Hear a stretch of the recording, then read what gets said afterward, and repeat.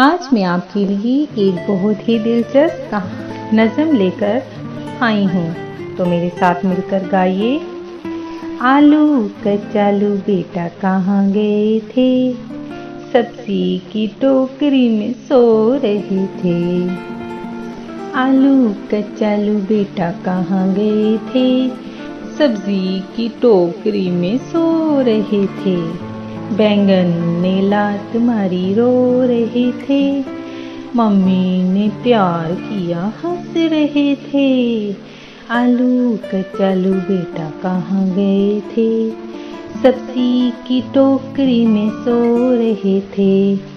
पापा ने पैसे दिए नाच रहे थे, भाई ने लड्डू दिए खा रहे थे। आलू कचालू बेटा कहाँ गए थे, सब्जी की टोकरी में सो रहे थे।